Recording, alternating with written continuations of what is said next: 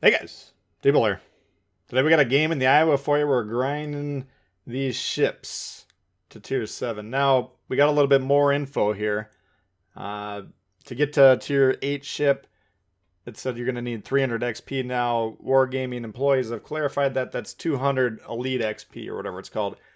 Basically, you get 100 XP to get all the mods unlocked when you first unlock the tier 7 ship.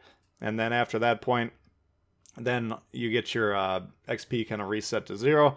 And then from there, you need 200,000 more to get the ship unlocked from an XP standpoint. Credits, 25 million. You got to figure on another 5.6 in terms of modules. So 30.6 million credits, 200,000 XP, Elite XP, or 300,000 total XP. All right, so that's what we're going for. We got about a week, and we got these missions all up until the next update that give you some bonus XP when you're getting some decent scores in these ships. So time to grind now if you want to get these ships, but those are the target numbers that you're looking for. Domination mode Greece, battleship, Iowa, moving forward. What's going on? My controller's not damaged. No, you can move forward in the Iowa. In fact, we're actually going to see the Iowa in the middle of the board here, which I bet over half of you have never seen anything like that in all the games you've ever played. Nevertheless, you'll see it here today. But what we're doing position-wise with battleships, usually I like to look for lanes where we expect people to be crossing from. Now in domination mode, easy to identify. We're in between A and B, right? People that spawn above B that decide they want to go to A, you got to come over here broadside. You're over on A, we want to go to B, broadside. All right, so we got a lot of good map control here. You can see we can shoot the majority of the enemy fleet. We are potentially susceptible to return fire, of course. Not currently spotted, but keep an eye on things. We are nosing into the bulk of the fleet there. It looks like most of them are clumped up directly to the north of us, allowing us to defend ourselves from most of the enemy team. So that's kind of what you want to be doing in terms of positioning here. Just look for lanes that you can kind of exert pressure on. I kind of try and view these battleships like you would a rook in chess or something that would be guarding a long column of the board, you know. So that's just kind of visually how you can think about it. Anyone who wants to cross that section, they get a chance to get whacked by you and your booming guns. Georgia, speaking of booming guns here, we're going to see if we can get him pulled up. He's attempting to get B. I actually think capturing B on Greece with the battleship is a pretty decent play. It's hard to do, though, because that center island is deceivingly low in many spots. So sometimes you're gonna be thinking to yourself, "Oh, I should be unspotted here," but you might be sailing past one of those gaps, or you could be getting plane spotted as well, being in the center of the board. That's also likely. So you got to be very careful there. Putting one or more destroyers there on B, I don't like that, just because both teams are gonna basically attempt to capture the base. Usually our team's giving it to them for free this time, but usually at least one ship per team's on there, and then it's a non-captured cap, so why waste a destroyer doing it? If you can get a cruiser or a battleship on there, I usually think that's better, but can be a little bit difficult to defend. As the George is finding out, we've given him a hearty whack, and we're up to 60,000 damage here, just shy of or just over 4 minutes into the game. So pretty decent spot, and you can see this is kind of how we're exerting a good amount of map control over here. We got options to shoot into A as well, and we're keeping an eye on that map over there. We do have A under our control. That's the only non-assigned at the beginning of the game cap so far that's been captured, but red, and in particular the Brandenburg, challenging that notion. All right, so we're focusing our efforts on him now. He angles in towards us. We angle a little bit towards him, but we still got to keep an eye on the guys to the north, even though they're unspotted. We are spotted, and they might think we're juicy if we fully angle at the Brandenburg, so we want to maintain more or less what we're doing here. And we want to be aiming into that superstructure. You see we got about a quarter of his health, 5,000 damage there. If you want to switch over to HE in this instance, that's what it's for on a battleship. Brandenburg is committed to being fully angled against us, and he's all in on that proposition. So may or may not be more efficient. I'm hoping between me and the other battleship, the whatever the heck is right in front of us there, if we're both hitting them on reload here, we should eventually wrestle him to the ground. And so I'm just keeping the AP just in case anything else juicy pops up. But Brandenburg does need to go down as quickly as possible. So if you're watching this thinking to yourself, I would have switched to HE, wouldn't have been a bad call. I'll give you that. But Brandenburg should be going down here. He's angling towards the ship who's moving to the west. Now, the guy moving to the west of us, he's fully broadside. That part's not great, but he's expanding the distance between our ships, right? So Brandenburg, the further west that dude goes, the more the Brandenburg is forced into making a choice. Do I angle against the Iowa or whatever that dude is? He chose to angle towards him, showed us a little sides, and we took him out pretty quickly. So A is now once again generating income for us. That's important because B is fully under red control. And we're going to sail forward here and we're going to challenge that cap. And that's what we're going to be talking about, getting into the middle of the board here. They only got 4 ships left at this point in time. We now have 5. We just lost one a moment ago.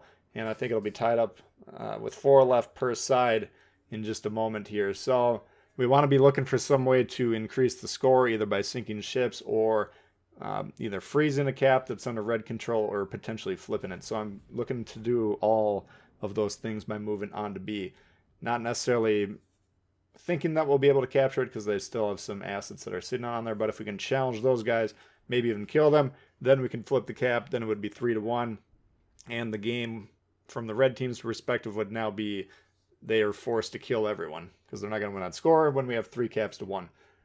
So we're attempting to execute that play here.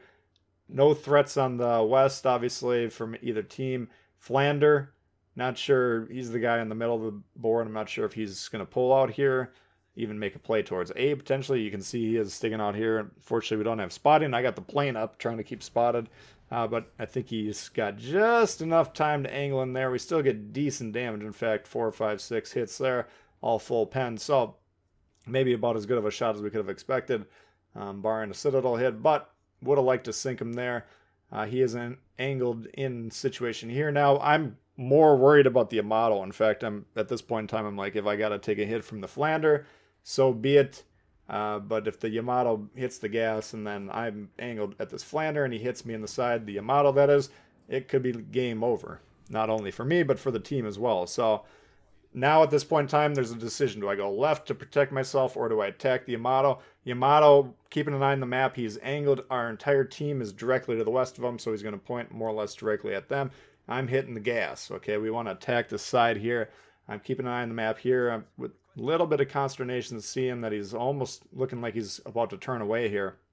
I don't know if his guns are on the right side of the ship and he's trying to fight the guy right in front of him or what, but I'm hoping to get one broadside shot here because that would free up the ability to attack this B cap, and in fact we are beginning to capture it now that he sails off the base, but also that's the biggest threat remaining from red from most of our team's perspective. So we're holding on to the shot here. We're going to aim a little bit in the back just because the further forward, the more likely to skip. 42k there, boom, not bad. He's in serious trouble. And does the Torps finish him off? Yes! Down goes the Yamato. Oyster, ping the hell out of him, but look at the situation he's in. Okay, currently he's trapped between a battleship and a destroyer and the edge of the map. Okay, so our battleship is flipping C, or at least freezing it at the moment. They're not generating income there. We're on B. We're going to slow play this, make sure we get this cap, or the space captured here. But even if that Oyster somehow resets C over and over again, he's going to have a hard time getting out of there past those guys. And that's why getting on the edge of a map as a destroyer, problematic a lot of times. It's once in a while you're forced to do it, but you always got to be saying to yourself, where do I want to go eventually? And now if you get trapped like this, well, he's got to go way north and then try and outflank these, or outrun those guys and get around them, which is a half the match proposition. That's 5, 6, 7, 8 minutes to do that maneuver just to get over here and potentially attack other caps. So he's kind of, the destroyer is the scoring pieces on the team, the scoring piece unable to score. So whether or not those guys even kill him, from our perspective, doesn't really matter. The Cleveland or whatever this thing is, he does radar us here. That's fine. We got the plane. We'll see if we can get any info on him. There he is. He's been kind of playing this position. I think we'll see the score at the end. I can't remember for sure, but I think he's probably had a pretty decent game. But one of the tenets of light cruisers is you got to be going with the flow of the match, right? I don't think he's shot for a while here. Maybe he has, maybe he hasn't. Haven't been paying attention, but this isn't really a relevant position, and he can't really do anything else at this point in time. So I would have been looking to move a little while ago, but at this point in time, I was thinking, okay, we're in the process of getting B. Yes, we already got it, but where's that? We're either going to rush the Cleveland. He has no torps, so he needs to be terrified of us, or we're going to cut him off from going to A, because that's the other option he has here. He's got three options. He can go straight north, try and kite us into no man's land, continue to sit around these islands, or try and flip A. Okay, so we're preventing him from doing attacking A, because that's the only play that he could make that I care about. If he wants to sit behind the island buffing his Dewey or sailing off in the sunset, neither of those affect the outcome of the game. So we want to counter him playing A. So at this point in time, we gave him a hearty whack. We got the high cal. He's about half dead. And if I'm that Cleveland, I'm probably going straight north, because getting into A has obviously been countered now. He physically can't do it because I'm preventing that. That's the battleship's role, to prevent things from happening. And nevertheless, he's still going to be going roughly in a straight line. So, cruisers, when you get close to battleships, you need to get the hell away from them, basically. The only time you want to do it is if you're close to an island and you got torpedoes. You can try and bait them into rushing into you, and you use your torpedoes defensively to sink them. Okay, but Cleveland getting close to an eye would never want to do it. Okay, so just run. That's all you can do at this point in time, but you will die sooner or later. So Iowa, I've never really gotten into the ship, just because back when the game launched, the commander system was different. It took me about, at least a year to get a American battleship commander. It was George Dewey the entire time, so I never got into the Iowa, and that's why I got a love-hate relationship with George Dewey. So that's a look at the Iowa for you guys. Hopefully you did enjoy it. If you did, please hit the thumbs up. New to the channel, consider subscribing. Lots of World of Warships coming for you all the time. Questions, comments, leave them below. Love to hear from you guys, and we'll see y'all later. Peace.